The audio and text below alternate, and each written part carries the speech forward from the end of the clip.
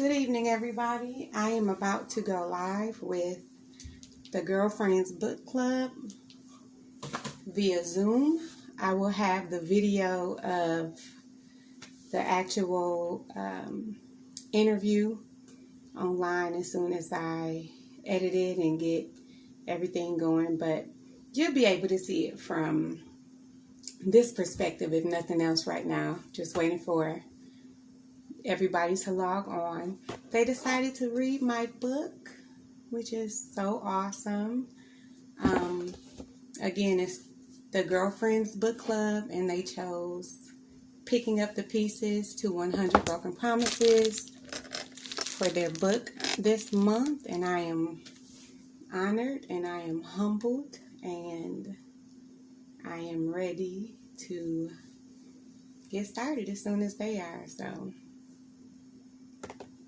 just waiting to see what it is that they want to discuss tonight. It's nerve-wracking because it's about my personal life, and I wrote the book, so I mean, it is what it is. I can't be nervous now. I mean, I did this to myself. If you have any questions that you would like to know during this live, feel free to ask them, and I'll try to get to them as soon as I can. That's it. Stay tuned. I mean, I don't know what to expect. There's no list of questions that they gave me, so it's all coming. Okay, we're getting started here.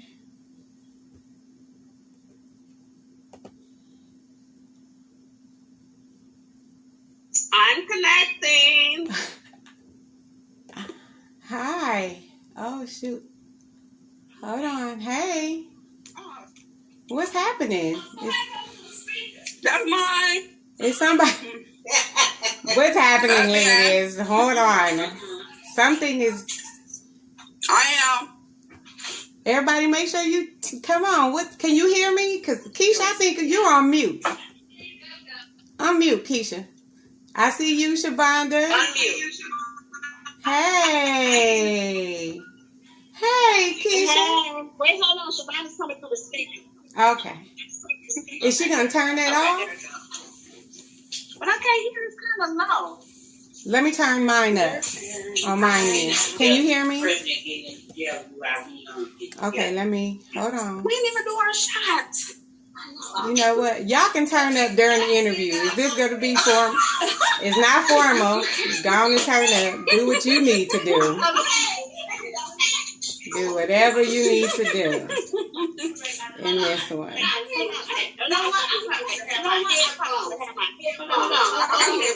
I hear a lot of echo.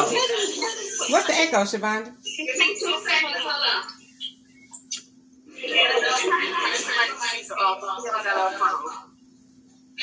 I can't even see.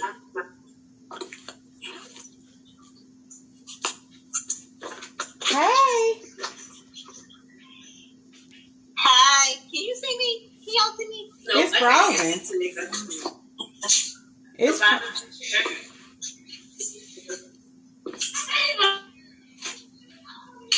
Hey.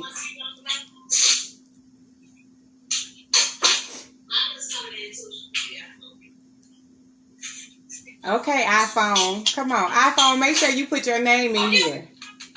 Well, put it back on the speaker. Yeah. So what? Slide. Wait. Hey, everybody. Welcome. Welcome live. Welcome to the club. Can you hear? Y'all going through all kinds. I don't think it's a phone. If we on a computer. Hey, Miss. Oh, I see everybody. Hi. Now I can see you better. I couldn't see you before. It's good to see I'm trying to turn y'all. her speaker back on because mine is very, very. I can't even hear. Tell me if you can hear me. It's loud, right? It's feedback or something. Somebody. Yeah. I feel like I hear myself loud, but I hear you real low. And you know I'm loud, Keisha, so that ain't on my end. Because you know, naturally, I'm going to be loud. Okay? So that's not... Somebody get her computer. Let me See if that'll work better. Okay, y'all sound like if I mute my phone. Hold on, I'm trying to mute mine. Okay. Poor child. We just tearing up everybody's ears. We sorry. Oh. Okay, I'm just down here. Oh, you got that. Your volume on? I don't know. You can try it. No, check. Okay, I turned it up. You turned it? Okay, good. Y'all want to say hi to my live real quick? Say hi to everybody. Oh, my God. Hi. Oh, hi. All right, ladies. I am so honored. It's so good to see y'all, literally. Like, it has been 20. I love it. For some of us, it's been 20 years. 15. Yeah. It's been a minute. I can't hear. You might have to put it on your speaker. Hold on, Sheila. She might have to put it on her speaker because I can barely hear you. Oh. She'll turn her speaker back on and we're going to mute our phone. Okay. Oh, if it's more than one person with it, it's going to do that. Can you hear Monica? I can hear you. No, Monica, say something. Can you hear me okay? I can. I can hear you. I got my earpiece on. Because y'all all in the same room, it's echoing. So we just need one person to have their audio on or something like, you know what I mean? Like on speakerphone. Hey, Miss V60 thing, 5G. Because your name ain't on it. It did say 5G. It does say 5G. Hey, girl, hey. Let me grab my phone, my water. Okay, somebody talk so we can hear if we can hear all y'all. I can hear you clearly. No echo, no background. What about now? What about me? I still hear echo. I can hear you, but it's not as bad as it was. Okay. I can't hear Keisha at all. Oh, you on mute. Say something, Keisha. Okay, well, I can hear you in the background, though, I can even too. though I couldn't hear you. I can hear you. Right. I can hear y'all now through her speaker. I couldn't hear y'all at first. I'm going to mute you. Okay. That's fine. You hear me? He's trying to go that way. Yeah, I heard you. I can hear you. Yeah. I can hear you. Yes. Okay. I hear you. I hear you. So your stay muted? Oh. Not the profile pic just popped up. All cute. Huh? What'd you say? Not her profile pic just came up. This right. Looking fancy. I said, oh, that's why I put on some lip gloss tonight. Y'all was not gonna have me looking crazy. Yeah, that was you, kid. That was you. That was you. You need to look at it instead of this right here. I'm not gonna do it. You was gonna keep your profile pic up. You fine. You silly. Hey, iPhone. Whenever we get started, look at Shavonda. Oh, look at Monica. You still happy because of me? You're welcome. I'm good. How are you? I shout you out all the time, honey. I just want to continue to, yes, I will receive all that. We are still very grateful yes, for you. I do what I can for everyone. I do what I can. Yeah, nah. Yeah. 18 years and counting. Wow, for real. Mm-hmm. Monica. Yep. That's crazy. I know, right? Super great. Congratulations. Is this an echo for you guys? No. It sounds good now. It sounds normal. Okay, y'all good? We good? Y'all good? I'm good. Y'all, if y'all good, I'm good.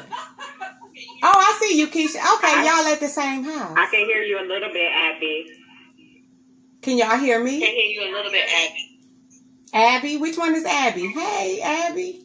5G. Abby is 5G. Hey, 5G Abby. There you go. Hey, Miss iPhone. Miss iPhone. What's your name? That's Tamika. Hey, Tamika. Okay, so we got Tamika, Abby, Shavonda, Keisha, and Monica. Okay. Mm-hmm. And Kamoy. Also known as Yushima. What y'all think about my book?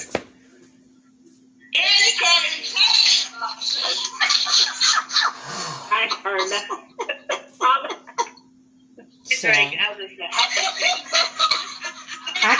I didn't hear what you said, but I'm nervous. I don't know what's. I'm nervous. I just can only imagine, cause yeah, it was a lot. Okay. No, you're fine. You did good. You like? Good. Okay, you liked it. You think so? Okay.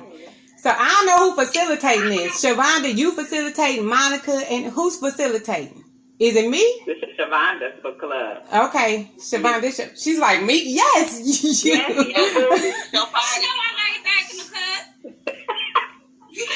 This probably something we should discuss ahead of time, huh? Hold on a second. Now you picked the book.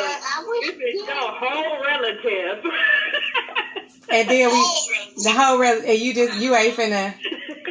Yushima, go ahead, cause you best at this kind of stuff. Okay, so facilitate my own interview. Cool. It be family that throw you under the bus. Welcome, ladies. Welcome. I guess I'll be doing my welcome. This is Gurlfriendz Book Club, right? Yes, sir. There you go. Hey, everybody. Just go on and introduce yourself then. I guess since I'm facilitating, I'm Yushima Burks. My middle name is Kamoy. That's what you would hear Shavonda call me, or Moy. That's my nickname. I know some of your beautiful faces. Some of us work together. Some of you, I changed your life for the better. Monica, you're welcome. I do what I can. I introduced Monica to her husband, y'all. You did, boo. You did. And he wanted somebody athletic. All the rest of the girls in the place was fat. So I was like, Monica cute, so go on talk to her. You know what I'm saying? And so they got married and they was happy. And we was hating, but whatever. They good, we good. Like, she's still cute. She never got fat, so whatever. Moving on. That's Monica. Wow. You're welcome. You is correct. You still crazy. I'm just I saying, appreciate that. Yes, I do what I can. Clearly. Thank you, Yushima. Clearly. Thank you. That's my next book. That's going to be in the next one. But if everybody could just take a minute, introduce yourself. Let me know who you are.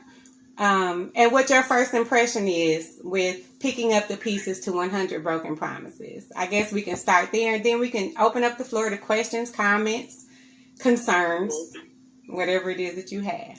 Who wants to get started?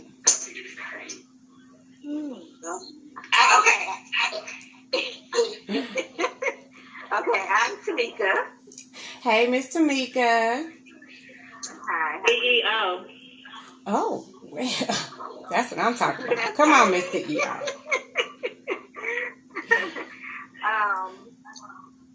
Well, when I started reading, picking up the pieces to 100 Broken Promises, at first I didn't know what to think. It's kind of looked slow at first, but then as I started reading, kept reading, I couldn't put it down. It was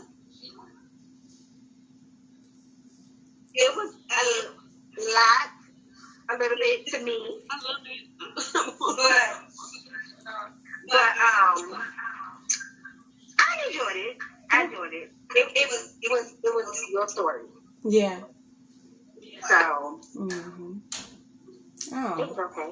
I read it all the way to the end, so it kept my attention. Good. That's good to know. Because, girl, if I could have cut this story short in real life, it would have been. So I'm glad you survived it. You survived. Okay? Is all I want to say. Thank you. Thank you, Miss Tamika. All right. Okay. Thank you. Who wants to go next? Who wants to introduce themselves? Toya keeps telling me to cover my boobs. Okay, go ahead. Can y'all hear me? Yes. I'm Keisha, first together. And I was excited to read the book because I felt like, when you know the author personal, you're like, ooh, you get to like read the inside scoop. Then I was reading and I felt like, oh my God. And then I thought, it's just like, was any of this doing bank one time? Because this is always like free spirit, so so happy, so positive. Like, never see, not saying you have to wear your sadness on your shoulder, but not to say that it's no story, but I kind of felt bad, but it was your truth, and grew from it and learned from it. So I love that. That's interesting, Keisha, that you said that. But that gives you a... Oh, mute. Somebody mute there. Wait. It's okay. Wait, hold on.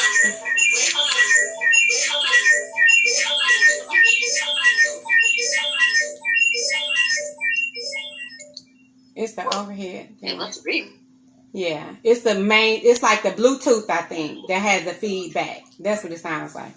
But that's good that you said that, Keisha, because it gives an insight of people masking their mental health issues. It's like you never know what somebody is going through. You know what I mean? And like Tamika said, it's a lot. Wait. Oh, okay. Wait 1 second, because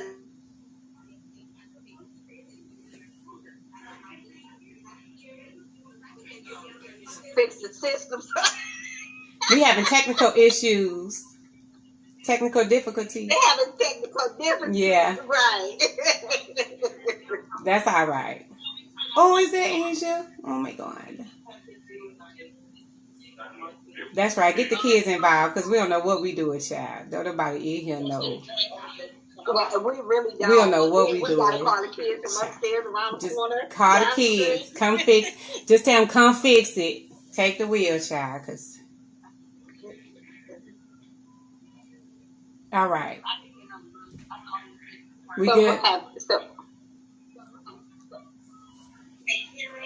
I can't hear Abby. I can hear you. I can hear you enough so that it's not too much feedback. It's not loud, but it's not. Yeah. Can you hear me? I can hear you. Yeah, I can hear you, Shavonda. I can hear you. What do you think? What if I take my earpiece out? The earpiece might be helping. I don't know. The earpiece might be helping.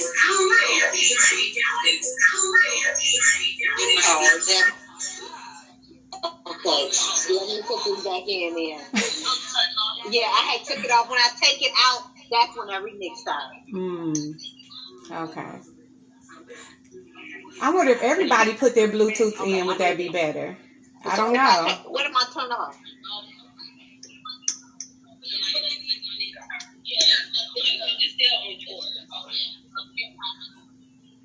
So I can take this out.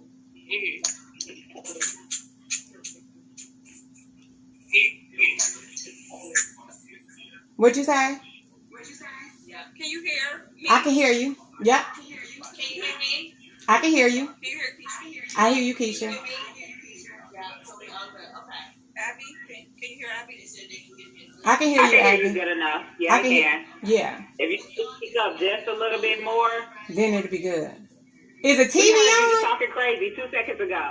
Is the TV on or something? Is it background like a TV or something on? It was her.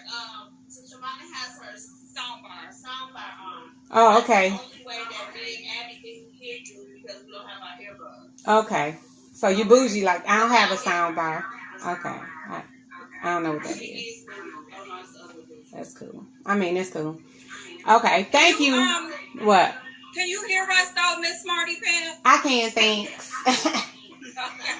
I can. So, you was responding to what I was saying. I was, Keisha. 17 minutes ago, I was responding to what you said. The shade. It's dark. Did it get dark? Did it get dark? The shade. The shade be good. But no, that's one reason why I felt it was important. This actually started off as a journal. I journal every day. This is over the course of several years of me journaling. And to be perfectly honest, when I wrote this, I didn't expect a publisher to pick it up.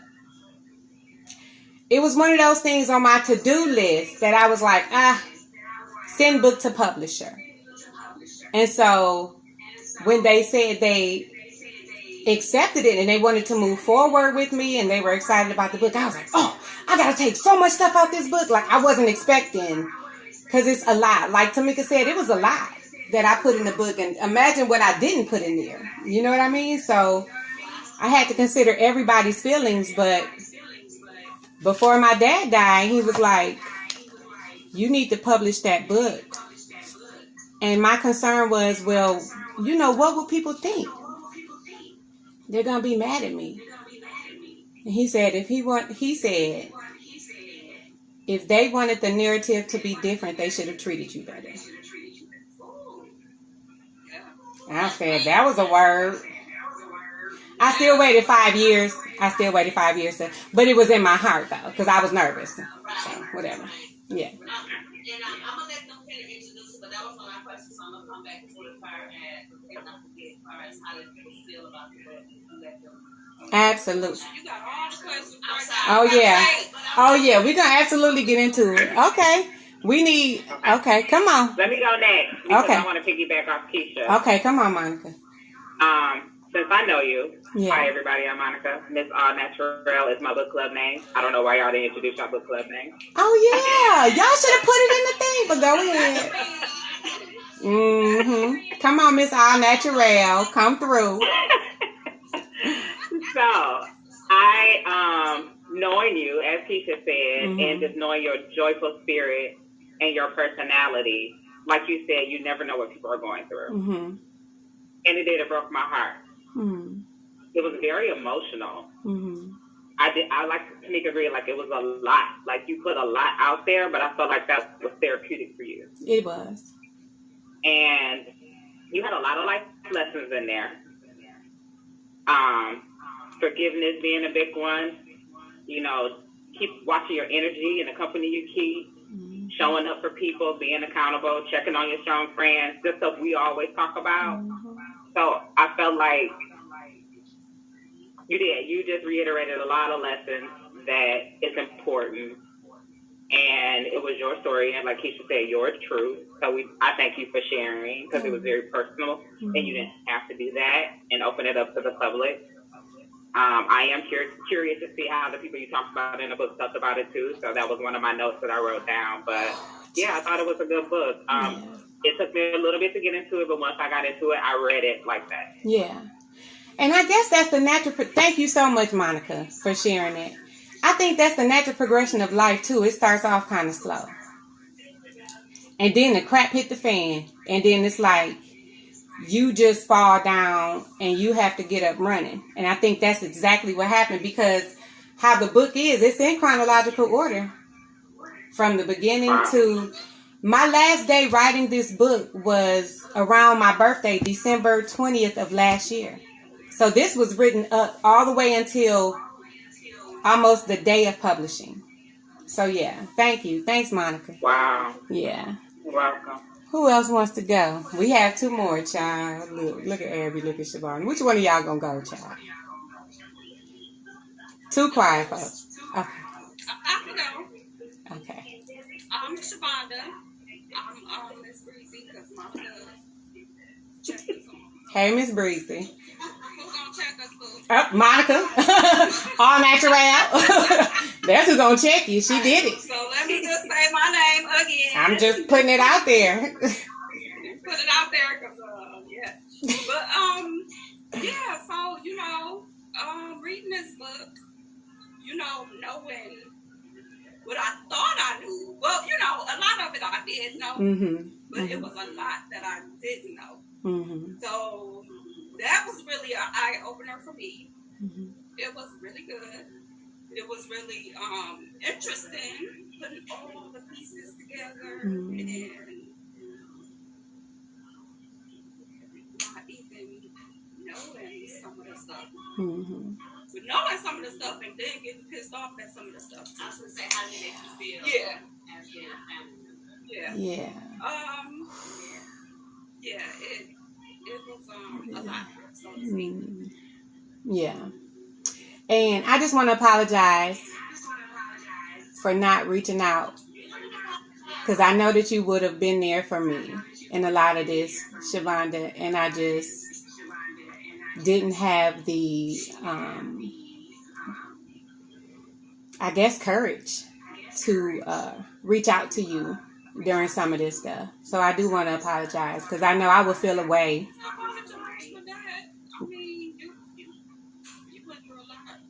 Yeah. Well, moving forward, if I have any problems, I expect you to be there 100%. Thanks. All right. And she's back. And there it is. All right. Thank you. Miss Abby, don't think we forgot about you. Go ahead. Introduce yourself right on. Okay.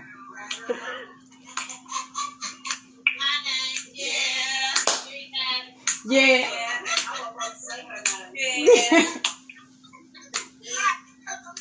And your girlfriend name is? Right. Okay. I'm Miss Snacks. That's 2 X's. Mm-hmm. 2 X's. Right. Come on. 2 X's. Come on. You're so crazy. And so, and since, you know, a lot of people out of the group know you, and I don't know you, so that, I think that was a good thing. When I did read the book, kind of like other people said, it kind of started off slow, but I think it was just more of, you said it was in chronological order, and it probably was, because like maybe you said, like, okay, when I was 16, this happened, but further on when I was 17, or you probably was talking about things that we were going to talk about in the book. So I think that's why it was a little slow, because I was just trying to catch it a little bit, not just to see, but you know, you had to read it to get what you were talking about at the beginning. So of course you got to kind of, you know, I'm going to talk about this, and you know, I'm just going to say, when my mama did this, and then you'll come back. So I think that's where it started off a little slow, just trying to read it and kind of, you know, catch where everything is. I like the book, but I did have to put it down a couple times because I was like, I get, okay, so I don't like to read books where different probably getting hurt. Yeah. I don't like, of course I like, okay, I'm going to say, I like history, right? Yeah. But I don't like talking about the slave days. Me either. Oh my God. So I'm more of an emotional. Yeah. If it's fiction, I can read a book all day. But when it's something about somebody, and it's their personal story, I get a little bit emotional. You know what I mean? I'm saying it out. I don't even know your mom, and I'm mad at her. You know what I'm saying? And because it seemed like she did so much, but so gave her so many times, and it just says a lot about you. Like, you know, how somebody like, oh, she's better than me. You know what I mean? Because it's the same, right? But it's just, you know, it's not about that. It's just about, like they said, it's your journey or story in a way that to be able to, you know, get in a good place with yourself and forgive is to forgive others, right? Yeah. And so I think my biggest thing was, I just was like, I get angry in the book because, you know, somebody might have did something, and I'm like, that ain't even right. I mean, yeah. So that's why I had to look down a couple times. Okay. The book, I mean, but I did enjoy it. I mean, you know, some good things and very good things. I love the God's promise and then your promise. That was like my favorite thing out of the book. Like, I'm just saying, like, I've never seen that in anybody's books before, so I really like that. And that's something that you can really like take out and write. And even though it was your promise to you, it went with the book so well. Like, whatever you were talking about in your chapters, it went right with those scriptures, and then your promise that aligns with the scriptures. So I really appreciate that. I mean, that was the same thing like Tamika said. I mean, once I got it, I read it. I mean,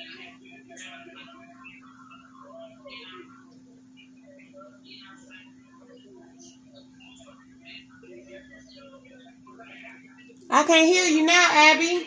Shavonda walked away and took the speaker with her. Oh, I'm so sorry. Child. I didn't want to miss nothing. I'm so sorry.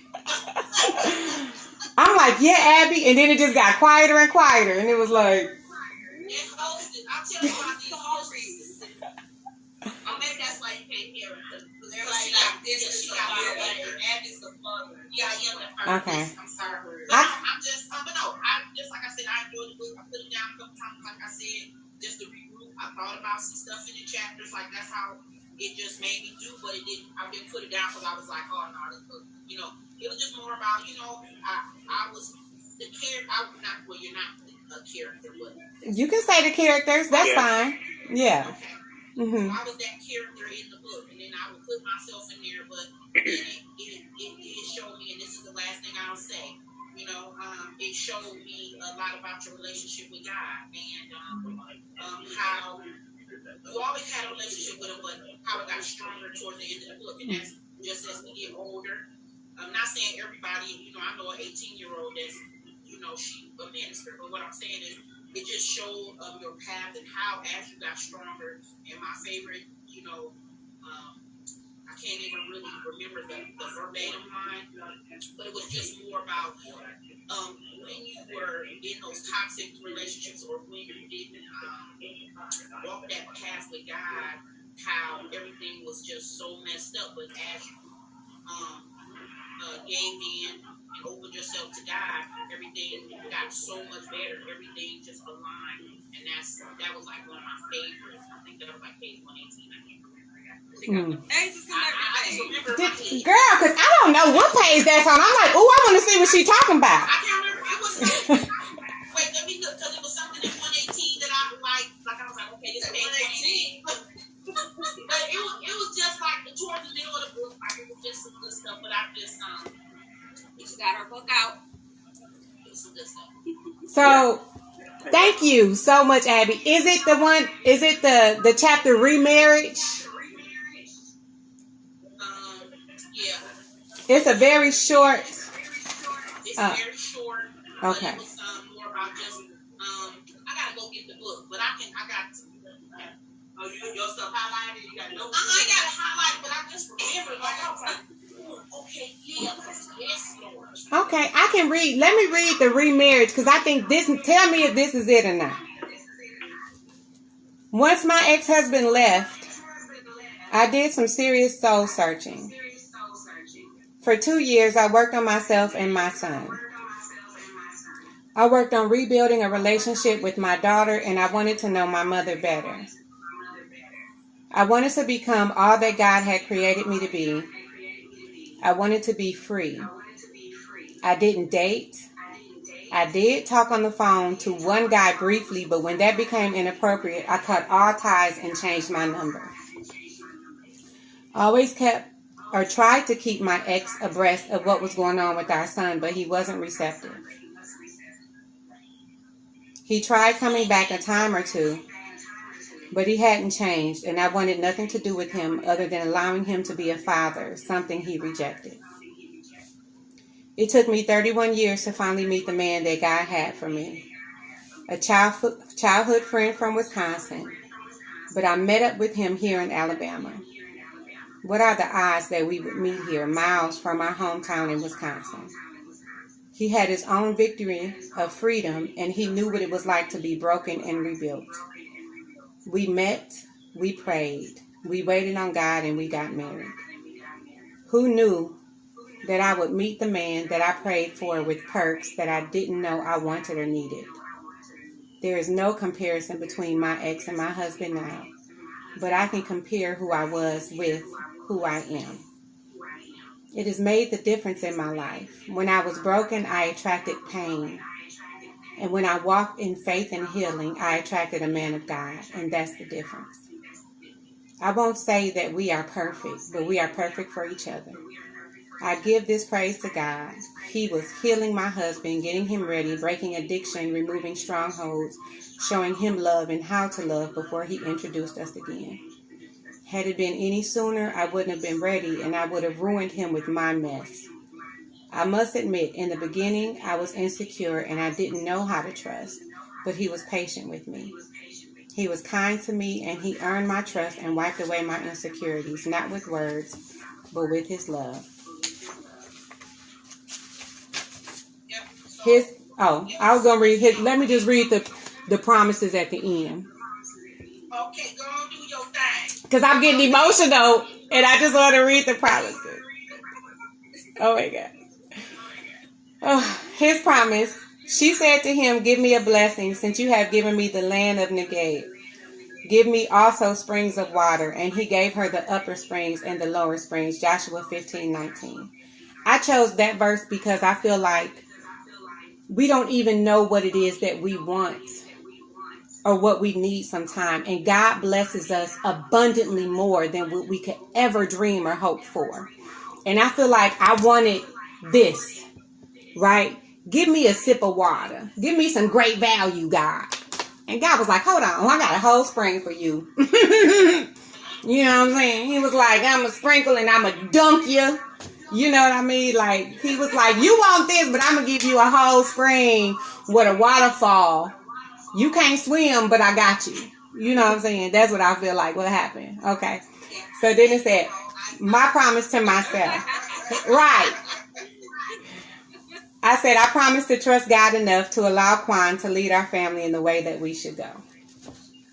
I know, yeah. So thank you for that, Abby. I'm glad that you enjoyed that. That was very real. It's really hard for me to read some of this. Because some of this stuff happened. I just wrote about it once and I didn't look at it again. Does that make sense? So it's like I'm rereading some of this stuff and it's like, oh, even though I'm in therapy, and I'm getting this stuff worked out, it's still very real. And some of the stuff is still happening right now today. So it's raw. But I do appreciate you guys taking the time to want to read and talk about this because I want to know how it affected you. I want to hear all your questions. I'm about to shut up and let y'all go for it. Go ahead. Talk to me.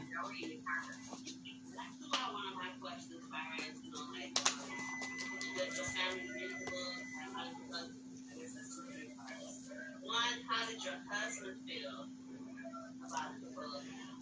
And two, double back, did you let your mother, daughter, how does everybody feel about it? Because your truth is their truth. Yeah. But it may not be their truth in their eyes, you know. Right. Do they feel like it was right or was it wrong? Even your brother, how did he feel about it too? So interestingly enough, my husband, we'll start with him. He's like me. When I sent the book out, I didn't even tell him I was sending it to the publisher.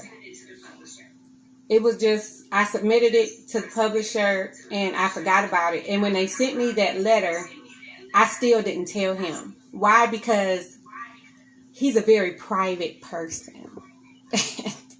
I was like, oh my God, he is going to leave me. Like, he is going to be like, he's very private. He doesn't have social media. Nobody knows his business. And here I am like, so let me tell you about this time I got arrested. Like, he like, what the hell? You know, it was like, so I was so nervous that he would not be understanding or receptive to the idea of me literally just putting our life on blast. That's what happened. I put us on blast. So I talked to him about it. And he was like, oh, that's good, babe. Because he knows that I write. He knows that, you know, about my poetry stuff. Like, he knows about that aspect of it. But he's like, so what's the book about? I was like, you, it's about you. And he was like, what you mean? And he didn't read it for probably 3 months, y'all. Like, it was on the shelves. It was out, printed. And he just was, his book was brand new. Like, people Bible that don't read their Bible, it was just brand new. It was just sitting there. And I'd like prompt him. I'd be like, so, you know, you want to read page 73 with me? And he'd be like, no, I can't. Like, he was just so nervous. So he finally took the time. He skimmed it. I don't think he sat and read the whole thing, but he did read it. And he was like, the same thing you just said. He was like, it's the truth. And that was it. I think his thing was, as long as it's the truth and it's not me being because I can't help but to be somewhat objective, right? As long as I'm not pointing the finger at everybody like, oh, you did this without telling my part of it. I think since I wrote it with integrity, he was okay with it. Does that make sense? And it wasn't a bashing book. I think it's so quick to think of a biography or autobiography as a bashing book, me bashing people. So he's okay with it now. My brother has not read the book.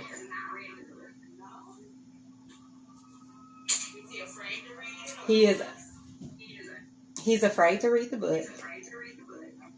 He's still very close to my mom. They still, talk every day. And, you pick your loyalties, and that's fine. I talk to my brother often. He's not a fan of me talking about something because, as you all know from reading the book, our experiences were very different. Our relationship with our parents it was night and day, literally. So, although he was privy to that experience, he still feels like I probably shouldn't have written the book. I don't want to speak for him. I do want to do an interview with him one day to see how he really feels about it. But he's just like, well, Moy, it's your truth. I mean, it's your truth. I mean, I ain't read it, but it's your truth. So he ain't goofy like that. But you know what I mean. He was just like, it's your truth. He is. But I can't say that because we on live and I don't know if he gonna come on today. He be like, oh, you talking about me? So, yeah, we on live. I'm on live on my Facebook. They can't see y'all. They can see me. Yeah, they can't see y'all. You should have told us so we could have cleaned ourselves up a little bit. Oh, go in there, girl. You in the shade? Ready. You in the shade? Y'all fine. They can't see y'all though. They could just see me. It's just me. They can't see y'all. We would have got our act together. It's fine. They could just see me. I was just saying, the book was real, we real. Right. Hey, show up. Cause from the waist down, I look a hot freaking mess. So you just need to use those. We gonna see what you need to see. That's it. I took care of this part. That's it. That's if I stand up, y'all gonna be like, damn. But I don't know what my mom thinks. What you say, Keisha? I said, don't stand up. Girl, I shaved my left leg and was like, girl, I ain't finna do that right when it's too much. We in a pandemic. Like, love me how I am. I'm shaving both legs today. I don't know. I literally have not spoken to her in over a year. I haven't spoken to AJ, which is my daughter, in over a year. They're in cahoots. They love each other. I love them both. But I have to love them from a distance. Which is ironic because they moved here. So they're both here. In Alabama. I'm in Madison, which is like Madison, Wisconsin. They are like, so say I'm in Shorewood. They're in Milwaukee. They're that close to me. They're not far. Okay, so that explains it. Because when you were saying Madison, I was thinking Wisconsin. And I'm like, when did she move to Madison? Oh, no, I'm here. I lived in Madison, though. There. I never thought Madison, Alabama. Yeah. You said Madison, and maybe I missed that part. No, because I was like, when did she go to That was another thing. I found myself confused a few times as far as like time frames, like wait, what? And then I have to go back, like, when did she move to that person? When did she move to Madison? So I try to go back and read the part and try to, so I found myself confused a couple of times, a couple of parts, mainly like the time frame, not telling the person how to write, which was like, I was 16, then he was 20, then he was a kid, and it was like, wait a minute, so I found myself kind of like going back and forth. I guess, and no rules to how you do it, I don't know. But I will say for me, it made me think about things that you went through as childhood or with family. And then I thought for myself, if I wrote a book, what would I tell? You know, the truth will set you free or cradle to grave. So that's what I want to ask y'all. And I want everybody to answer that question.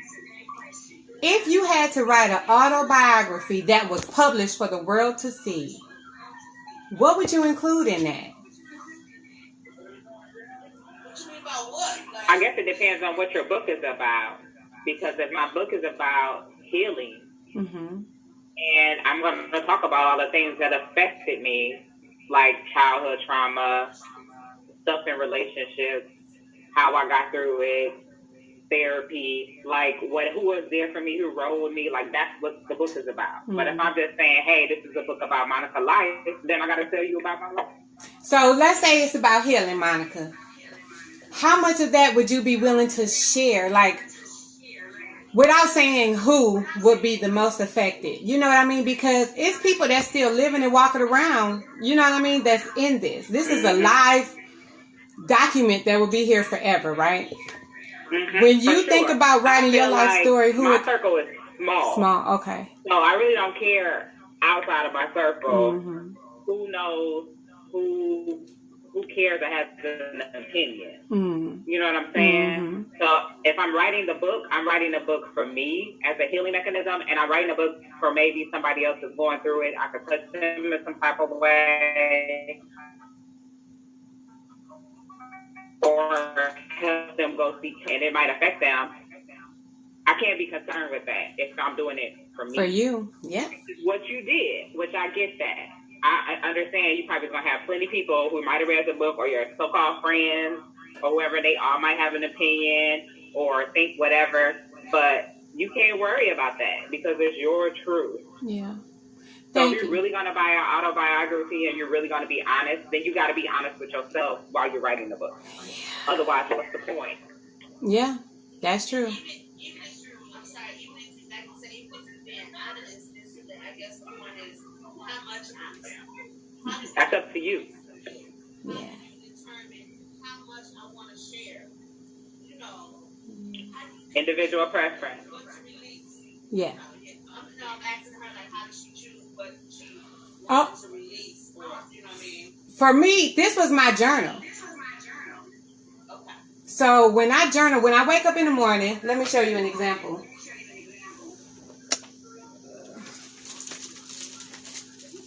Girl, I have so many of them around here. At least you got pants on. Oh, right. Girl, ain't no, hold on, let me get it.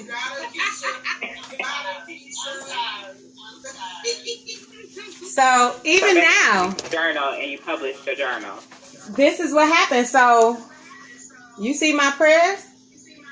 I pray and I write in my journal every day. And every day, even still, I have a Bible verse. You probably can't see that. But it says Psalms 16, right? So every day, even this was just literally a compilation of my life that I sent to them. And I didn't even have a time to think about how raw it was. I didn't even remember everything that was in it because it's just a running document, right? It's just, I wake up, I write before I go to bed. Sometimes I write at night too. And it's just like if I was to send this to them and they want it, and I'd be like, ooh, I don't even remember what's all in that.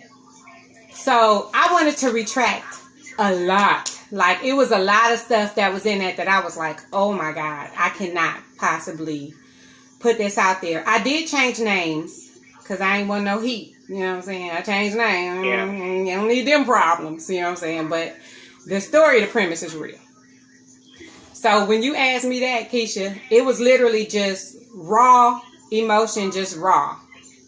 I didn't even have a chance to go back and finagle with nothing. But thanks for... I know everybody goes through stuff, but I was just like, damn, how much can one person go through? Yeah. And then sometimes I was mad at you. I was mad at me, hell. Like, she should know better. That's common sense. Like, what the hell are you saying? Like you know, I'm like slapping on the table while I was reading it, but you have to go through the process to learn. I get that, but that's why I said it was full of emotion. Yeah, it was a lot. Because knowing you, that's why I was like really mad at you. Yeah. Because like, I didn't see this, she didn't see that. Like, this, she chose this. Mm-hmm. You didn't have to choose those and make those decisions over and over again, which is insanity. Mm-hmm. But you had to get that. You recognized it and got help for it and seek God for it. So ultimately, it was a lesson that you learned and you're better for it. Absolutely. So let me say this, but I want everybody to answer the question about what's going to be in your book. Because I want y'all just sitting here like, oh, shit. No, I'm going to ask this for y'all. So be thinking about it. But piggybacking off of what you said, Monica, and I just wrote this in my post on Instagram today. I was living my life because I didn't expect to live past age 25 or 26, 27. Like, I didn't expect to live that long. So ultimately, I was just helpless. You know what I mean? I was just existing. I was just surviving. I didn't have a plan for what I wanted to do if I made it through, if I made it out of this fire. It was just, I was always in survival mode. I was just always seeking love. I was seeking acceptance. I was just in pain. I was naive. I was stupid. I was suicidal. And I think some of those decisions that I made during those hard times of my life, I was hoping that something would just take me out. Because I didn't have the courage to do it. You know what I mean? And then I didn't want to be seen as the bad guy for, taking her own self out of here. But I think sometimes on a subconscious level, when you go through that clinical depression, when you have those mental health issues that's untreated, we subconsciously make decisions as a means of self-destruction. Indirectly. You know what I mean? And I think in my life up until God was like, girl, wake up. I think that was how my life was going. You know what I mean? Like, I was doing great things in the community. I was helping victims of child sexual abuse. I was traveling. I was speaking. And still getting beat by my mother. And I was 26. Do you see the dynamic here? The duality. That's it. The duality of how many masks I had to wear. Because I was saving everyone else and couldn't save myself. I felt like a fraud. You know what I mean? I felt... Huh? Trash. True. Oh, absolutely. Absolutely. And people that live that way and they don't have a voice, they don't have a means to get out of it. And sometimes they don't even realize that that's what's happening right now, that this doesn't have to be your reality. Sometimes people just accept that. It's heartbreaking. It's heartbreaking. Okay, Shavonda, Abby, and Miss Tamika, what's going to be in y'all book?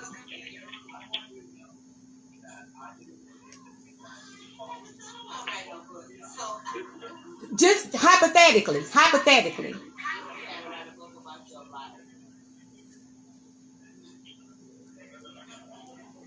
Ooh, you look like that would be an interesting book. I want to read it, even though you ain't writing it, girl. Look, send me a DM. Just tell me what you... I do not believe you. Look at your face. Miss Tamika said. See, I'm right there with Tamika, though. I don't really. Never thought about it. I have, yeah. You have, Monica? Yeah. Keisha has too. She thought about writing a book.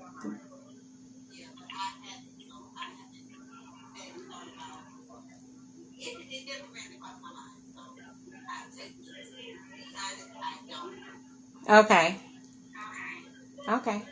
Shavonda, you didn't either, huh? You ain't never thought about what you would put in and what you would... I'm not the type that, I will open up to the people that, that surround me, but I'm too private. Other than that, if you don't know me, then you just don't know me, and that's it. Right. And believe it or not, before I wrote this, so was I. I didn't even get on social media. Didn't nobody know none of this. So, yeah, I feel you. Yeah, no. Okay. I think if I wrote a book, it would be just kind of like more of an entertainment. I mean, not so much entertainment. It won't be so much as you know how you say your book helps somebody, which I feel like it would. I don't have a lot of, I won't say dark things. It'll be fiction, like. You know, I'm talking about if I wrote a book on my life. Oh, on your life, okay. You know, I would do like family. It would be. I would tell my story. It would be some things people won't know. They might clutch their pearls, as well. But it would be. I think it would be a positive thing to let people know that certain things, love is real. A lot of things we don't deal with. We don't feel like we all go through this, and we go through some of the same things. But there's still so much as far as like relationships that I haven't been through. And I think that might help somebody to see that all relationships ain't gotta be this much drama or this dysfunctional. Like there is black love. And not saying we perfect or nothing, but it ain't all that, and I ain't been through that, and I don't know that. You know what I mean? So that might help somebody. But this is stuff that I might not, credit to brag. Everybody don't need to know. And that's why I asked, like, do you choose? Like, I would have to decide: do you tell that person, or do you not? How do you determine what you include in it and what you don't? And that's why. It's a hard decision because I didn't even have the decision. I just didn't expect for it to get picked up. So it didn't even occur to me, you know what I mean, to even consider it. But thank you for that. Miss Abby, what would be in your autobiography? Okay, so we talking about healing and things like that. Yeah. I probably would. I mean, I don't know how I would write it. Like my childhood, like, I feel like I had a real good childhood, but, I probably would talk if it was about, childhood and those types of things. It's really, something about, the skin that you're in. My father is Nigerian, so, I'm very dark. I was like a lot of people born in the late 70s, but I'm an 80s baby, right? Yeah. So a lot of times, as being black children, if you want a certain skin tone and things like that, you have to defend yourself. And, I felt like I didn't have a bad childhood, but there were things that I would do to not change my skin color or anything, but just, like right now, today, I'm very, outgoing when it comes to, jokes and things that I say and things like that. And not to want people to like me.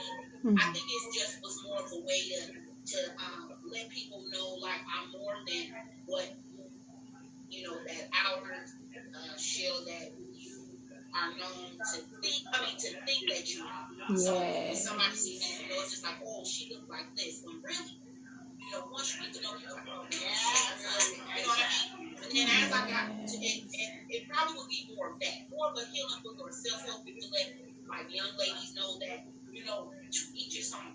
Yeah. Everybody has a preference, right?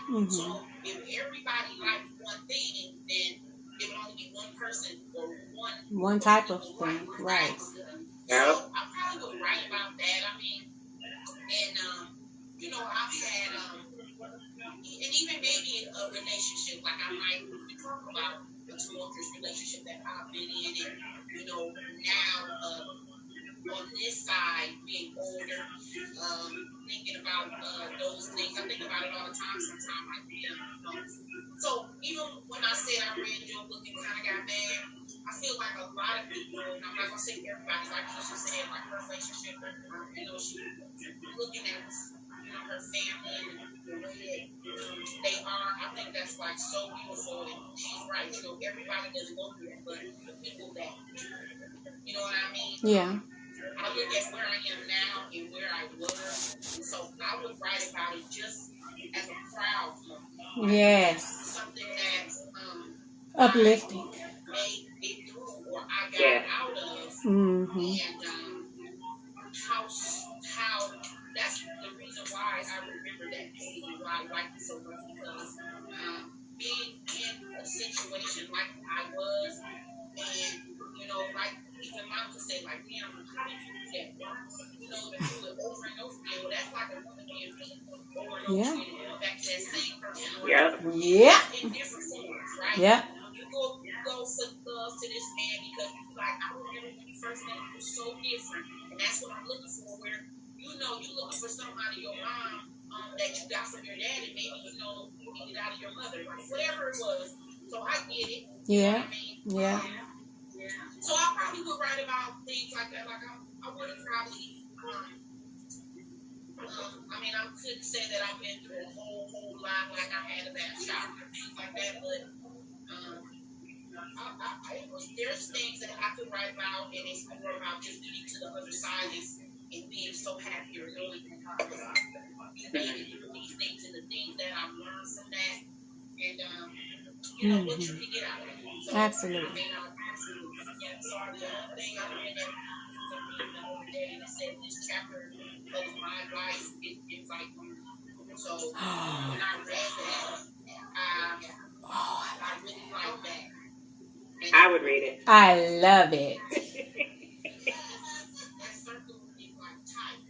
Yes. And sometimes you have to make your circles like that so that your life, you can really be prosperous, and not even just with money, but just with your mental. And you know, it's so stressful out here right now for anybody that is one of them, any type of life. Look, my light, look, I'm a 60 watt, I'm old. Hey, come on. 60 watt, Good and bright. Yes. I can't do it. Come on. That's it. Yes. Oh, I love that. First of all, yes, I love it. That's my next book. It's all going to be empowering and uplifting. And when I heard you speak, and when I heard you say, it's almost like we have to be on as Black women. We have to be on. We have to be ready for those outside of us so they can see I'm more than this stereotype, this box that you've put me in. It's exhausting being a Black woman. It's exhausting. Because even if I'm having a bad day, if I show that, it doesn't resonate to people outside of me that I'm having a bad day. I'm just an angry, bitter Black woman. It's not, huh?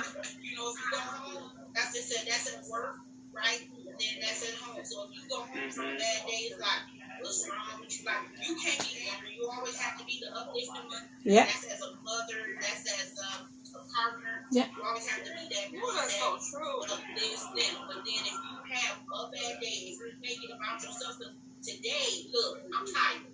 You know, the straw was at work. And when I come in the house, as soon as I hit the door, you say something, and now we into it. Now it's me. Right. It's my fault. When it was a combination of things that it's like I can't be strong every day. I don't want to be strong every day. And somebody needs to take that to me sometimes. So if I can be out, cry, pass out, lay out all day, I want to do that too. I want to be like, it's okay, you know. So it brings me to the point you wrote about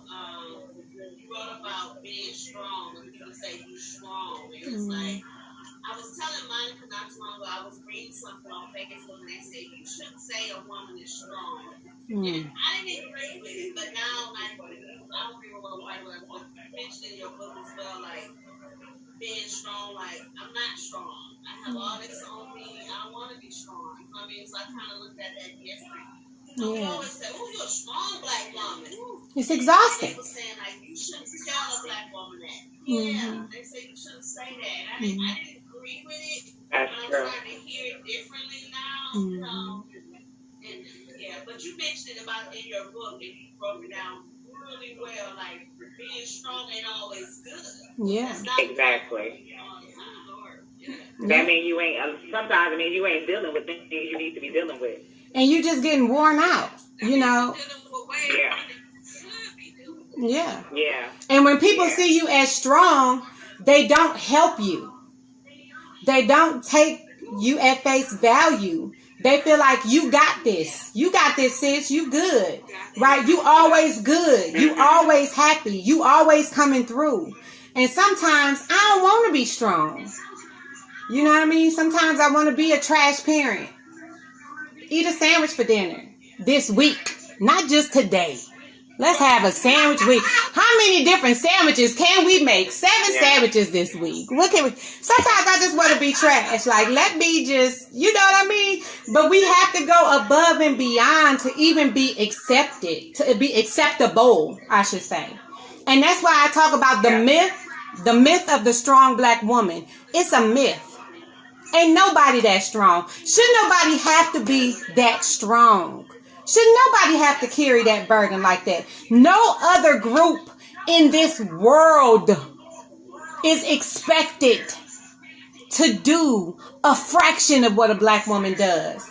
And we're supposed to do it and smile. Yeah, my son told me when my sister was sick and she was going through it, and I broke down and said, Mama, I could never see you that way. We need to see that. We do. We need to know it's not always okay. Yes. My mother told me that you don't cry. She said, Mama, you don't cry. But you know what we do? We mask it though. Yes. We mask it. No, because we do. That's what I said. Not dealing with it, masking it, that facade where everybody is looking at you because they can't tell something wrong. Because you don't really want everybody to know there's something wrong either sometimes. Yeah. It's a private thing. I think in that car, like just like you break down something in your room, something real small, like they done ran out of Oreo cookies. And you about to have a full come apart. Girl, come apart. It's so crazy. Girl. For real.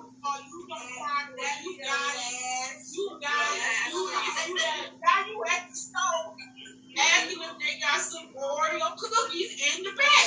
Oh, you ain't gonna order? Now I'm crying. Right. We have our moments, and we learn to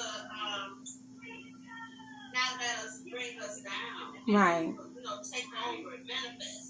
Right. Yeah. We have the grandkids looking up to it. So they like my grandbaby or my granddaughter always tell me in the best.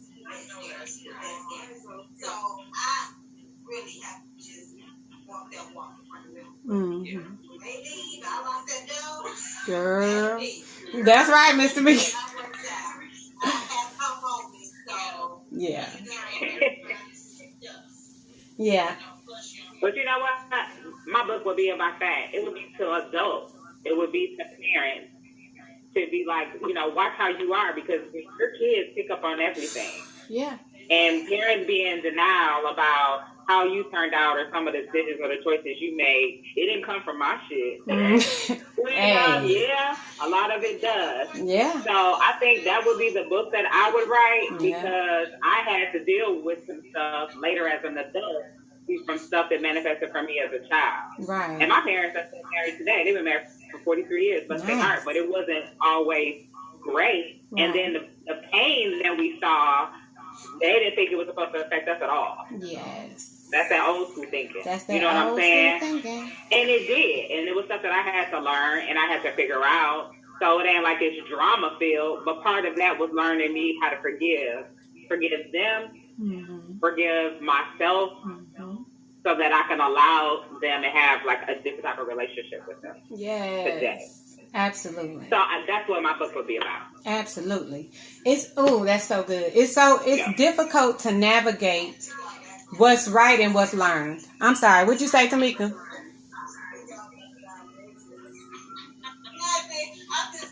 Oh. You're so crazy. Hey, but you know why I'm by. Oh my God. Hi. Dorian said hi, y'all. She the youngest, Yoshi. Oh.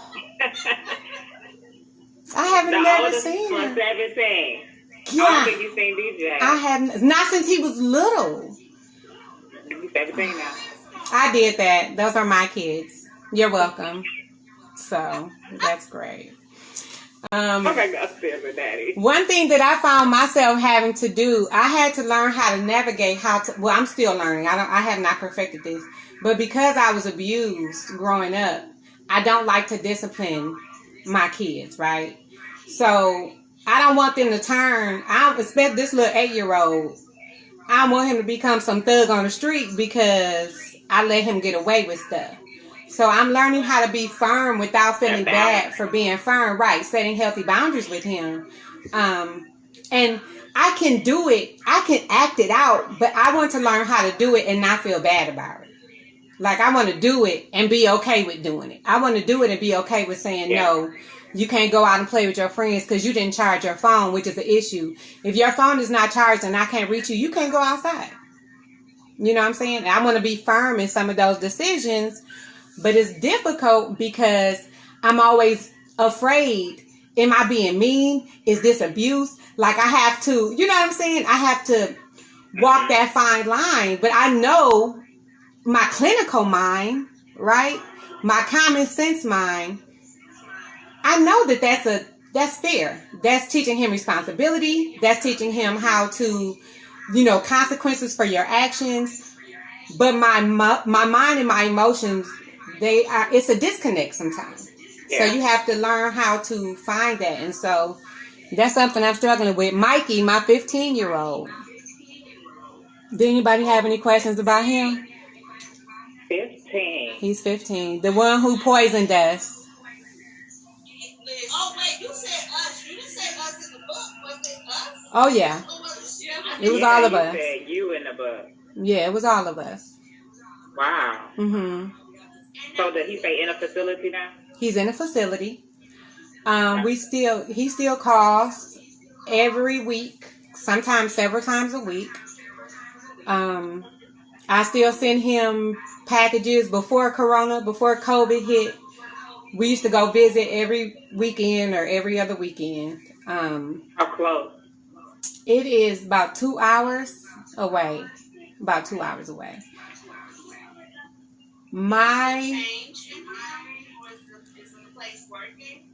No, I don't think you can change that. Some stuff you can't change.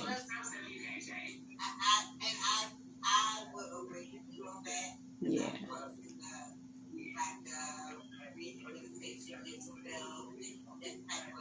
Yeah.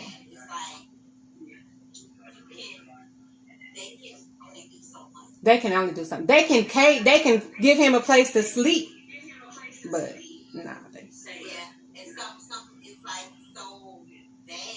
It's like when a person is just really, really bad. Because it's I can't fight against that voice in his head that's telling him your mama needs to die. I can't compete against that. Yeah. And it's crazy. He's where he needs to be. Where he can be safe. Yeah, and where we could be safe. Right? Yeah. And where you can be safe. Right. But here's the thing. I still feel, and I have to get over that. Because I still feel, if I'm honest, I know this is God's will for him to not be here at the end of the day, because we would be dead. I had to get 3 bleeding ulcers cut out of my stomach. Blood was coming out of every crevice. It was just a mess, right? My little one ended up in the hospital. His stomach was extended and hard from what he ingested. He was very, very ill. My husband didn't end up in the hospital, but he was very ill too. He didn't go to the hospital. He was smarter than us. Like, he didn't leave bottled waters out. He didn't accept juices from him. But here's the thing with Mikey.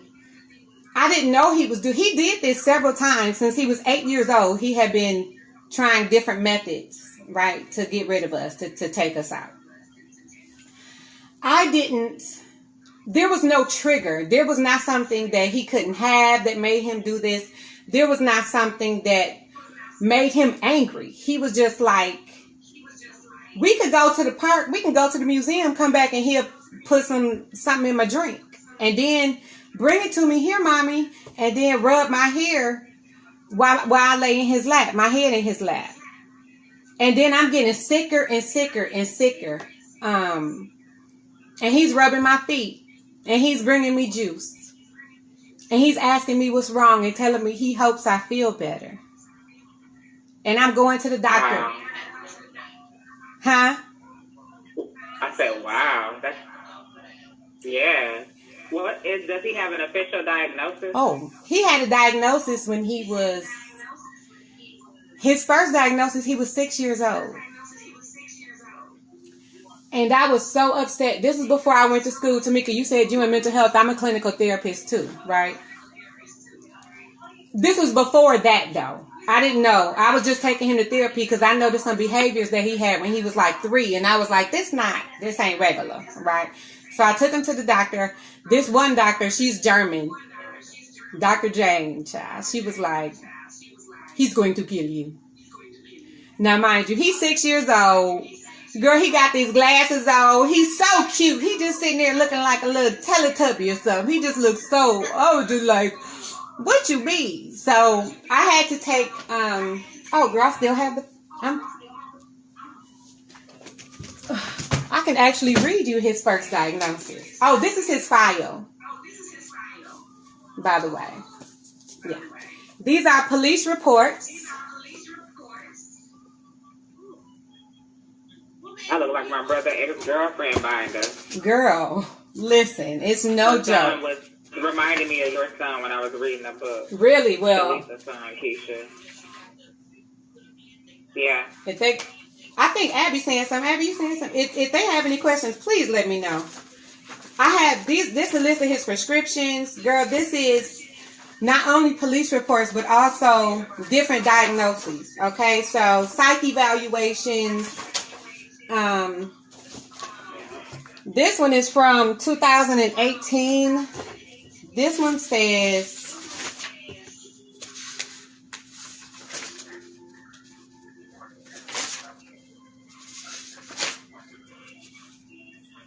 DMDD, conduct disorder, child onset, MDD, severe recurrent with psychotic features, homicidal ideation, violent behavior, mixed obsessional thoughts and acts, exoriation disorder, pyromania, he set several fires, ADHD combined type.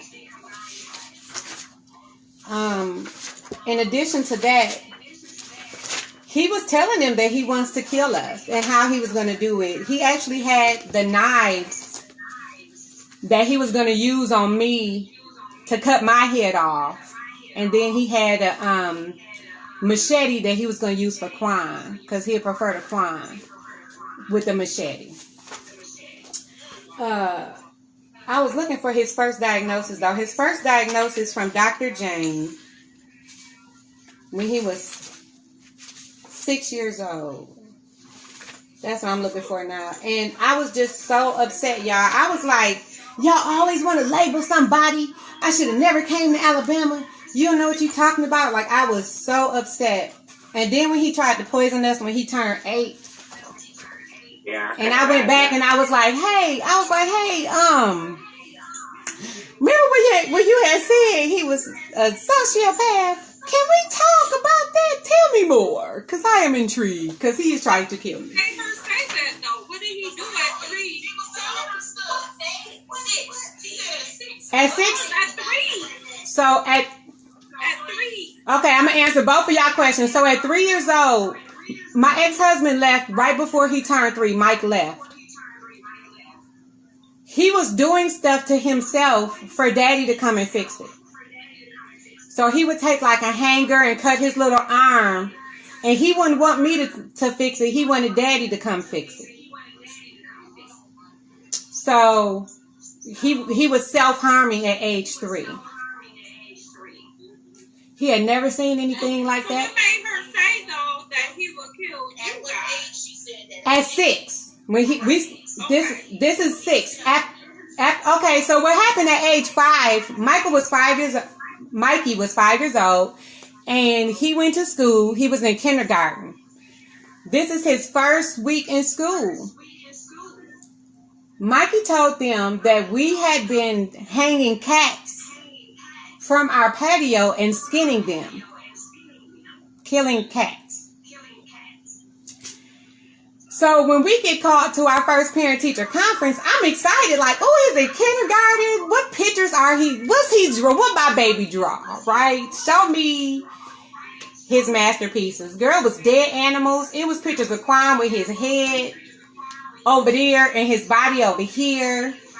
It was all kind of stuff like that. And he was just looking so innocent and sweet. And I was like, but who drew this though? Because my baby did not draw this. And they was like, ma'am, this is a problem. And I was like, yeah. So when I took him to the therapist and she did and plus he had been killing baby birds. We used to keep, well, we didn't keep them, but on our patio, every year birds would come and lay their eggs in this little nest in the top part of our patio. And we would keep the door open. And, I would say, oh, look, the babies hatched. They're so loud. We would see the mother come and feed them. Mom and dad feed the birds. And for years, we watched this since he was very, very little. So when he turned like 5, 6, I had seen him outside stomping on something. I didn't know what he was stomping on. And then when I went out there to see, he had taken the nest full of baby birds out of the patio, out of the tree part and in the patio, and he had stomped them to death. You think it started with I know it started with a father, like it's just been a part of his life, it just changed so much.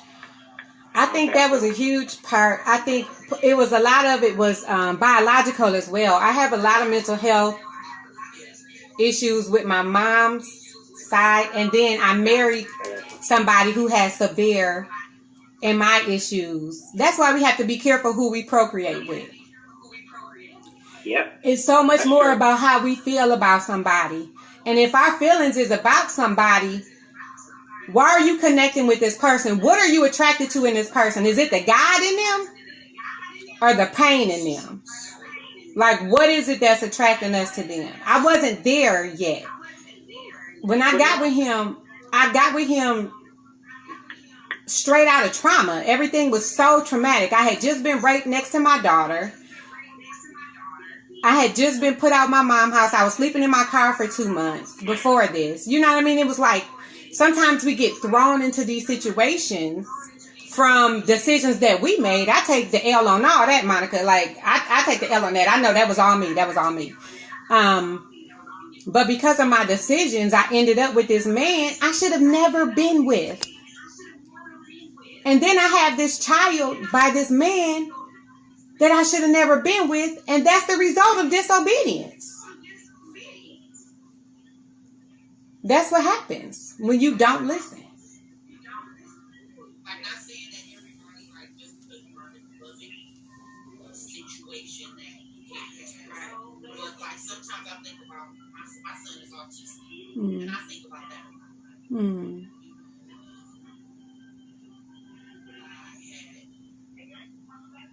I had lost a baby. I'm sorry to hear that. Later, like, I was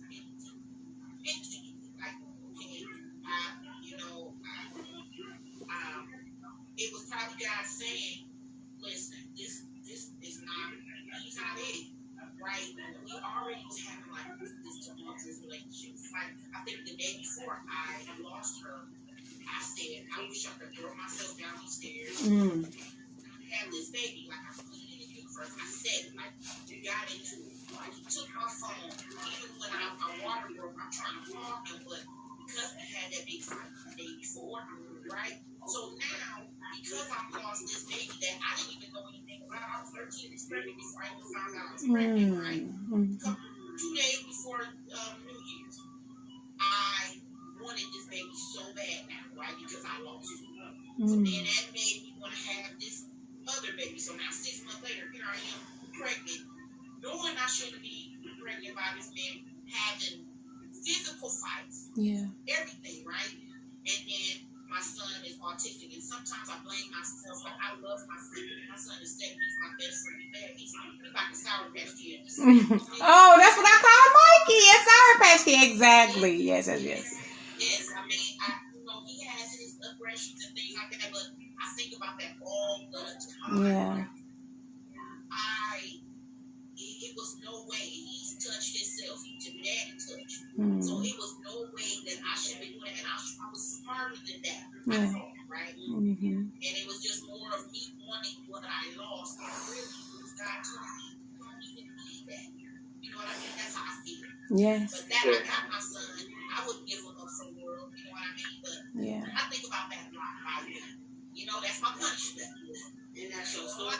That's how I feel. Yeah. That's real. Yeah, but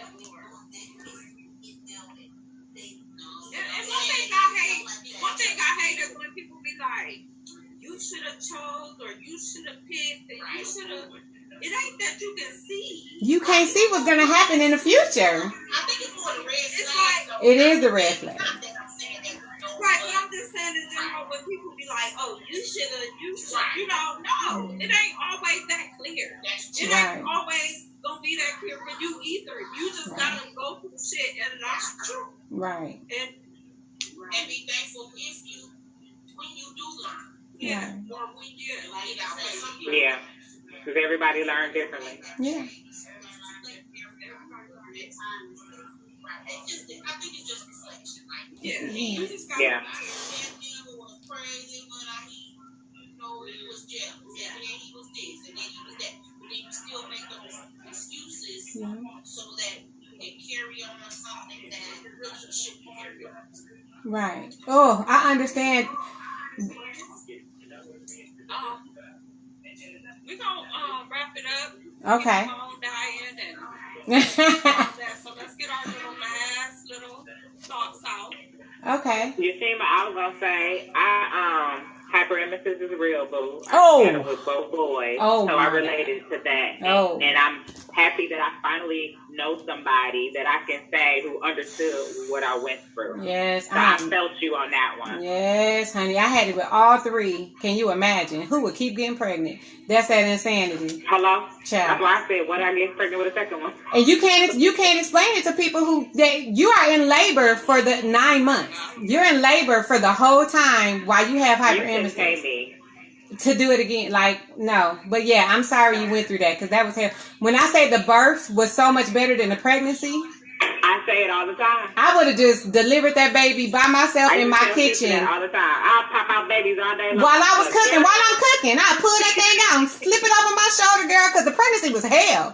But the birth wasn't nothing. I take the birth any day over hyperemesis. So I'm glad we survived. I wanted to let you know, I felt you on that one. God is good. I want to thank you all. Yes, I want to thank you all for taking this time. I am so humble. I just feel so blessed that you ladies chose to read this book. Thank you so much, Shavonda. I sure appreciate it. If you don't take anything else from this book, one thing I want you to take from it is to appreciate those that love you. Amen. And to understand the difference between somebody loving you and wanting you because of how you make them feel. That's fact. I believe I stayed in connection with a lot of people, and a lot of people are drawn to me, not because they love me, but because I make them feel good about themselves. And it's something I have perfected because I've been the peacekeeper, the peacemaker in my relationships growing up. Like, I wanted everybody to be happy. If I could just make my mom happy, you know what I mean? If I could be good enough, smart enough, quiet enough, if I can be interesting enough, then the people around me would be happy. If I can be enough, right? So we learn that, and we take that into our adulthoods and our friendships and our relationships with people that we love and our co-workers and we become people pleasers, but nobody takes the time to please us because remember, we're good, right? We're strong Black women. So they look at us like we don't need them, but they need us. And so they become takers until you are just drained and absent of anything and you don't have anything to give yourself. So, cherish those that love vampires. you. Energy vampires. That's exactly what it is. And protect yourself and ask for help and be vulnerable with people who are worthy of your vulnerability. That's it. Because this book took it all out of me, girl. I mean, this is real life and it is a lot. It's a lot to write. It was a lot to go through. But I know moving forward, I won't be making those decisions anymore. So if you know somebody who could benefit from this book, I wish I had this when I was a teenager. I wish somebody had told me it was going to be okay. And sometimes that's all we need to hear. Tell your teenagers, tell your young kids, your nieces and your nephews that this is all temporary. It's going to be okay. Because we need to hear that. Kids killing themselves in the world, 10 and 9, just because they don't know, like, it's so much better, as you get older, it's so much better, or what you think, I've been thinking that too, like, what I thought at age 13 and 12, I'm so glad that I could have probably took my life, right, just because I was thinking, like, I won't do this and that, and it's so much better. Absolutely. So that's true. Absolutely. Yeah, agreed. Do me a favor, you guys. Thank you all. Please put your email addresses and your name in the little group chat down here, the little chat box. I'll put mine. And I just want you all to put your emails in there for me. And I appreciate it. Thank you so much for having me. Email, telephone number, however you... I could do text messages, but I just wanted to send you all something. And so I can keep in contact. Thank you. Okay. And definitely let us know when that book 2 come out. We'll definitely read it and support. I appreciate it. Bring you back on. Oh, thank you so much. And this next one's going to be uplifting. It's going to probably be some drama because life is not without drama, but it's going to be uplifting. I'm just saying, it's going to be a little tea. I'm just saying. Thank y'all so much. Y'all have a good night. Thank you. Nice meeting you too and nice seeing y'all. I love y'all. God bless. Hey, turn up. Good night, baby. Y'all have a good one. Bye, girlfriend. Bye, Bye, hon. Bye, y'all. Wait. Oh. What y'all trying to do? What we doing? What we finna do? What we finna do?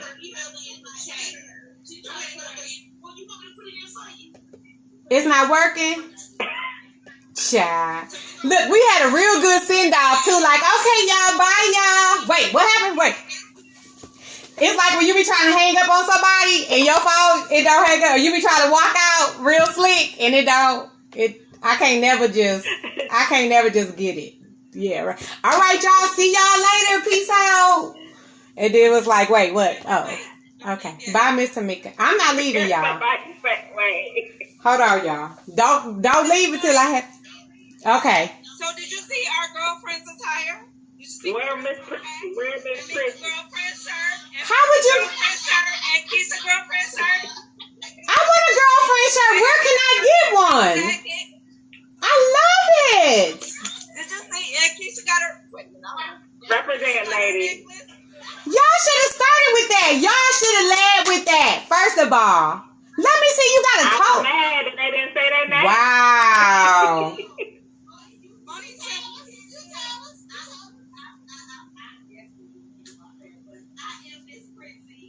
Miss Prissy, yes. Get it, Miss Prissy. Yes. I wish I had put your names in the little boxes up in here. Oh yeah, we should have did that Because too. we use this for business purposes too. Well, I do. But you can change it out. My personal one. The Zoom for business Yeah, purposes too. but you change My it. personal one. You can This ain't my change work your one. name. You can change the Everything. name. This is my everything. You want me? This is what you get. That's it. Okay. Can you please let everybody know how they can get? Time to be switching. How can we get your attire? Not at all. How can we get one? Can we order one from? Can just regular normal people that's not worthy? Can we get one? Or? Keisha, that face. Keisha, no, we can't. This not for sale. Y'all not selling merch. You not selling merch. Wow. We gotta be initiated in. It's a whole thing. It's a whole thing. I'm scared. Child, I'm nervous now. Most Okay. people do be. Child, what y'all have to do? Y'all in some skull and bones to child. Okay, look. Inbox me and let me know. I want to be part of it. Shoot, I'm adventurous. If I gotta shave both legs, I don't know though. I don't know. I won't write a book about it. People be so nervous to talk to me now. They be like, but don't put this in your book. I'm not writing about you, sir. I'm just having a conversation. Don't worry. Like, my brother say that to me every time. Don't put this in your book, Maury. But look, what you do? Like, I'm not gonna put it in the book, sir. This ain't about Don't you. put that in the book. Who does that? Right. Okay. Okay, so just so you know, Shima, I was doing screenshots. So when we post our pictures tonight, you might see yourself in our screenshot. Well, get. Okay, definitely not that one. No, I can't. That one. Okay, that's right. Make me look smart though. Like, take a screenshot, Keisha. Oh. I can't with her. Hey, picture tell stories. I got it. Okay, thank you. There you go. In her Pictures Keisha tell voice. stories. That's what Yes, Keisha says all the time. Say all the time. Pictures tell stories. Pictures tell stories. Stories. Yes. It Make was me. fun. We enjoyed you. You have Thank a you. good day. Thank you for having me. Good night for real. Love you. I love y'all too. I'll talk to you later. Bye. Oh, bye, baby. Oh my God. Hey, man. Bye, y'all. Love Oh, y'all. bye. Love y'all. Hey. Good night. Thank Are we not hanging up for real? Like, what are we doing? Goodbye. I'm getting off. Goodbye. Y'all playing. Goodbye. Where'd she come from? What's happening? All right. Goodbye. All right, bye, y'all. For real. Bye.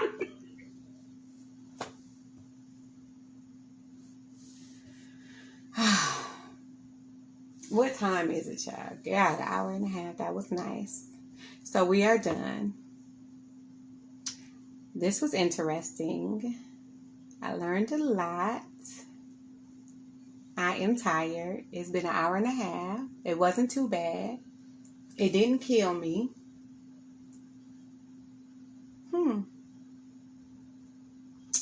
I have another one coming up on the 5th.